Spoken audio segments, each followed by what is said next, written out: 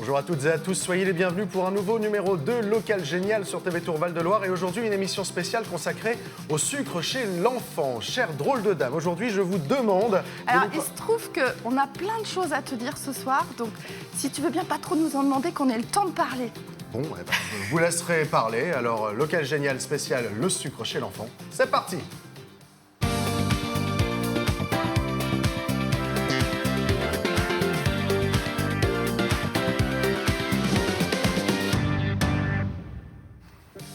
Et à nos côtés, tout au long de cette émission, justement, Virginie Charot, nutritionniste notamment.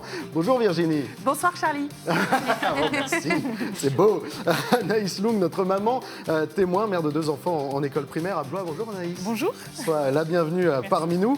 Carole Loridan, ancienne enseignante spécialiste de la petite enfance. Bonjour Carole. Bonjour Lucas. Bienvenue sur ce plateau que tu connais comme beaucoup d'autres. Et Julie Elvès, notre chroniqueuse cuisine. Bonjour Julie. Bonjour. Je suis ravi de vous retrouver. Bien sûr, chers téléspectateurs, vous aurez reconnu des habitués de ce plateau. Mesdames, vous êtes pour la plupart des chroniqueuses régulières de Local Génial. Vous intervenez aujourd'hui dans le cadre de cette émission spéciale consacrée au sucre chez l'enfant et même voilà, de manière générale au sucre parce que ça peut intéresser tout le monde, on va le voir. Virginie, tu es notre spécialiste de la nutrition, tu as pas mal de casquettes. Et pour cette première partie que j'intitulerai Sucre et nutrition, oui, avec modération, parce que c'est dur de se passer totalement du sucre, je pense qu'il faut commencer par nous expliquer déjà ce que c'est que le sucre. Oui, peut-être revenons sur les bases. Et puis j'aimerais mettre tout le monde à l'aise.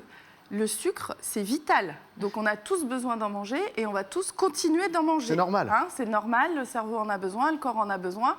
D'ailleurs, on a dans le sang un taux de sucre qu'on appelle la glycémie. Et si jamais on en a plus assez, on ne va pas bien, on fait des malaises. Donc le sucre, c'est vital. Donc on va continuer d'en manger. Simplement, c'est la surconsommation de sucre dont on voudrait parler ce soir et peut-être aussi les fréquences, les expositions au sucre. Parce que ce que l'on constate quand même, je ne sais pas si vous connaissez la petite histoire du sucre, d'où ça vient le sucre en France. En Mais fait, non, c'est vrai qu'il y a un point historique. Il n'y a pas 1000 ans qu'on consomme du sucre. Hein. C'est arrivé plutôt à la Renaissance, XVIIe siècle, avec les voyageurs, en fait, les grandes explorations. Et puis, c'était d'ailleurs appelé l'épice de chambre. J'aime bien. L'épice de chambre, c'est pas pour les enfants, a priori. Hein, non, c'est normalement, plutôt, pour les adultes. Or, ce soir, on va quand même parler de la consommation des sucres chez l'enfant. Je vous passe les détails, mais en quantité, la consommation n'a cessé d'augmenter. On est en moyenne à peu près 35 kilos de sucre consommé par an par Français. 35 kilos. Pour vous donner un Énorme. repère, c'était 3 à 5 kilos il y a 150 ans, 150 ans. Donc ça a un petit peu augmenté. Et ça a augmenté notamment après la période napoléonienne. Je fais un tout petit clin d'œil parce que ça pourra servir probablement à Julie dans son intervention. C'est qu'il y a eu l'importation des sucres qui venaient des dom-toms.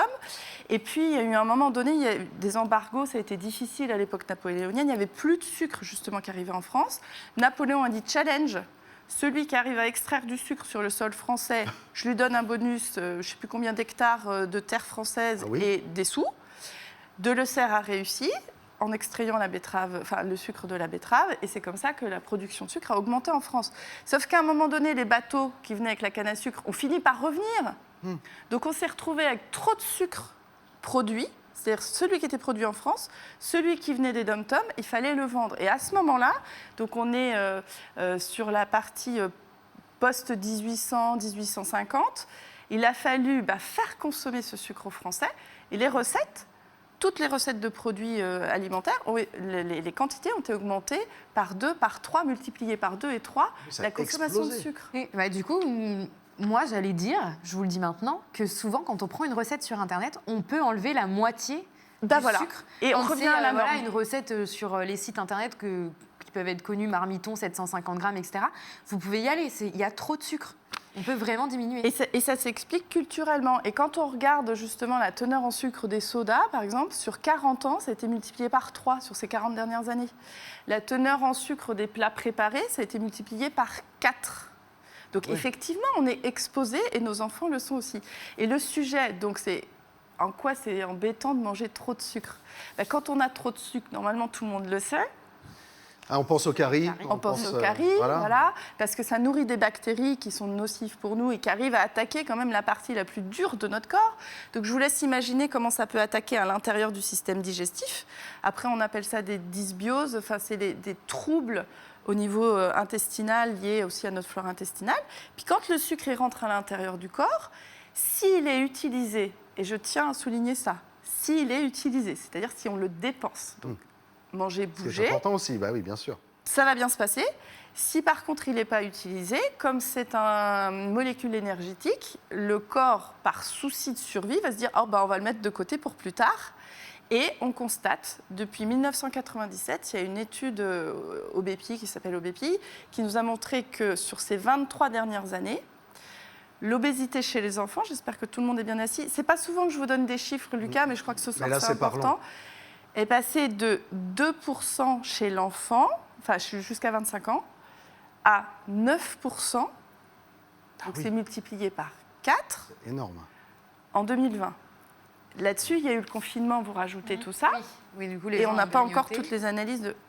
Voilà. Ouais, l'idée, c'est pas de parler de mode, on va baisser le sucre, c'est la santé quand même. C'est la santé derrière. L'espérance de vie des enfants aujourd'hui en France est évaluée à 2,3 ans de moins que celle de leurs parents à cause de l'alimentation. C'est le deuxième facteur mortel après le tabac. Ah oui. C'est quand même... voilà. Et derrière, il y a même une maladie, alors elle n'a pas un joli nom, on appelle ça la maladie de Nash, donc non-alcoolique stéatose hépatique. C'est le foie gras de l'enfant et il s'appelle aussi le foie gras du soda. Oui, c'est un peu la maladie du soda, on en a entendu parler, avec Pierre Ménès notamment. Hein, Exactement, donc c'est un vrai sujet, donc levons les tabous, parlons-en. Qu'est-ce qu'on donne à nos enfants, combien on en donne, quels sont les repères, c'est un peu le sujet de ce soir. Oui, et il y a des choses à dire.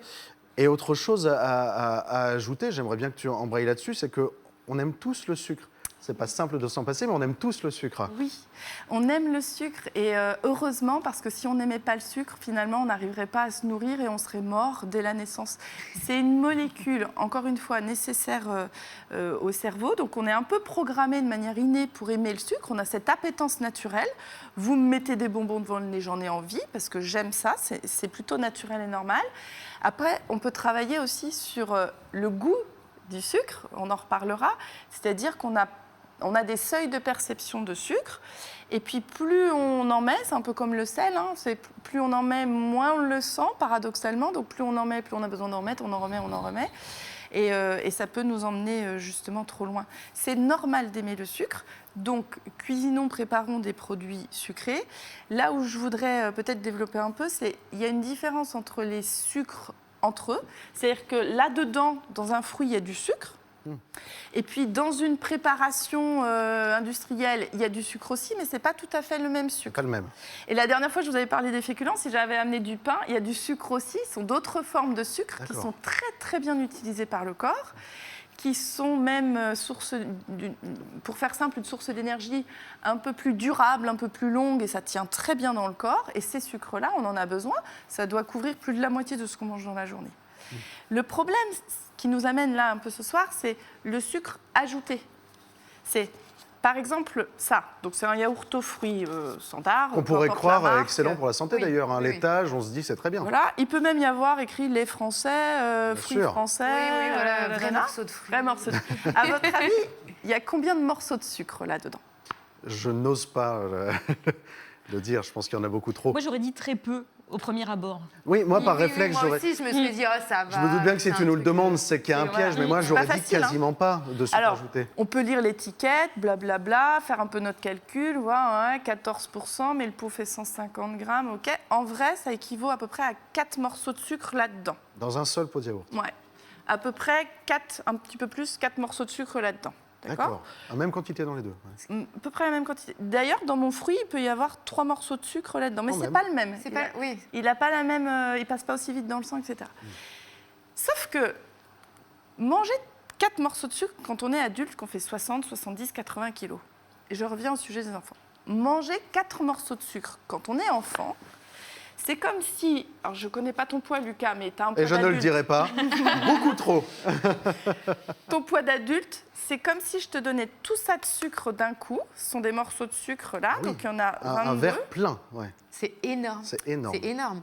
C'est en fait ce que consommerait un enfant qui mange cette portion-là de ce yaourt-là, dans cette concentration-là, ou cette boisson-là, dans cette concentration-là, Ah oui, les toute la rapports ne sont pas les bouteille. mêmes, bien sûr. Parce qu'un enfant fait 12, 15, 20, 25 kilos. Bah oui, donc forcément, la ligne n'est pas la même. Virginie, ce qu'on va faire, c'est qu'on va marquer une courte pause et on continue d'en parler juste après. On parle de ces repères, on va parler également cuisine. Carole, tu vas nous aider aussi à manger, aider surtout nos enfants à manger moins sucré. On aura ton témoignage, Anaïs. Et tu as encore beaucoup de choses à nous expliquer, évidemment, Virginie. Alors restez avec nous sur TV Tour Val-de-Loire pour la suite de cette émission spéciale consacrée au sucre chez l'enfant.